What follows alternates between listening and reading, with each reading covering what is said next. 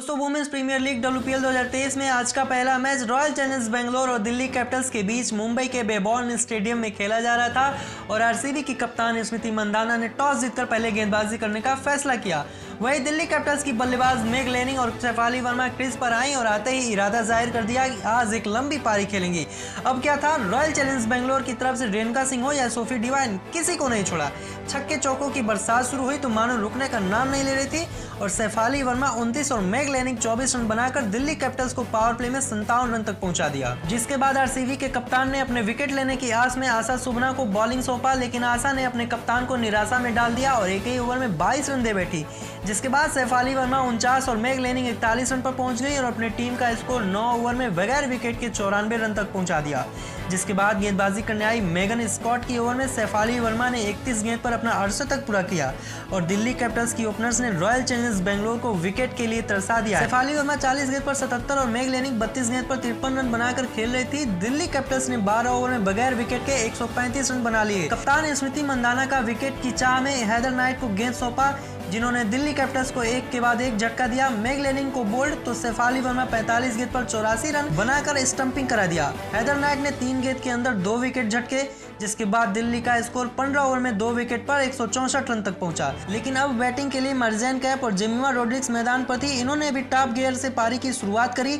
Jemimah Rodrigues तो मानो जैसे ड्रेसिंग रूम से ही सेट होकर आई थी, एक के बाद एक चौका लगाया जा रही थी, तो वही मर्जेन कैप क्यों कम रहती, वह भी 6 पे 6 मानो जैसे रनों की आतिशबाजी हो रही हो।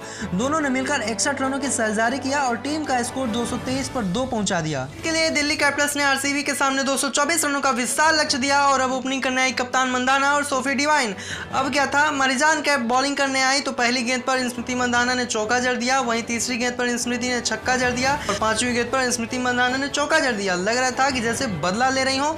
तो वहीं डिवाइन क्यों चुप रहती, उन्होंने ही शिखा पांडे की पहली फुल टॉस बॉल पर चौका जड़ दिया। वहीं चौथी गेंद पर डिवाइन ने पॉइंट की ओर चौका लगा दिया और अंतिम गेंद पर डिवाइन ने एक और चौका जड़कर हिसाब बराबर कर लिया और टीम का स्कोर 31 रन पहुंचा दिया। अब लेनिंग को थोड़ा चिंता हुई, इसलिए अगले ओवर में गेंदबाजी करने के लिए स्पिनर जेस जॉनसन को बुलाया गया, लेकिन इनका भी वही असर हुआ। मंदाना ने जॉनसन की गेंद पर ऑन साइड की ओर चौका जड़ दिया और चौथे ओवर की समाप्ति के बाद आरसीबी ने 41 रन बना लिए। अब गेंदबाजी में चेंजिंग हुआ। 5वें ओवर में गेंदबाजी करने एलिस कैप्सी आई और आते ही एक जादू सा हो गया, क्योंकि पहली ही बॉल पर सोफी डिवाइन ने शेफाली वर्मा के हाथों कैच थमा बैठी। दिल्ली कैपिटल्स को अब थोड़ा राहत मिल रहा था कि छठे ओवर में गेंदबाजी करने जेस जॉनसन आई और अपने पहले ही गेंद पर मंदाना ने मिड ऑफ के ऊपर चौका खाई।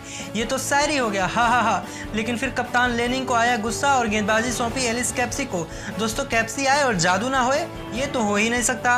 ओवर की तीसरी गेंद पर स्मृति मंदाना ने शिखा पांडे के हाथों कैच थमा दिया और मंदाना ने 23 गेंद पर 35 रन बनाकर वापस लौट गई पवेलियन।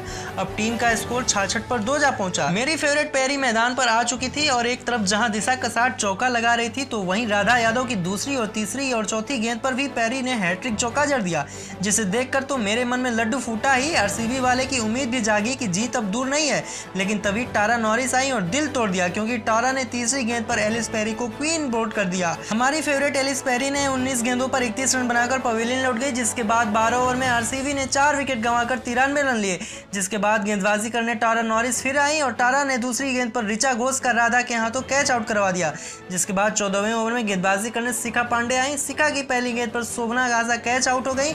अब जीत के लिए 18 बॉल में 86 रन चाहिए थे, लेकिन हैदर नाइट ने क्या शॉट लगाया और मेगन के साथ मिलकर रनों के अंतर को कम करने में लग गई। तारा नॉरिस को तो जैसे मार रही थी कि आज सबका बदला लेगी। पहले 4 फिर 6 फिर कैच।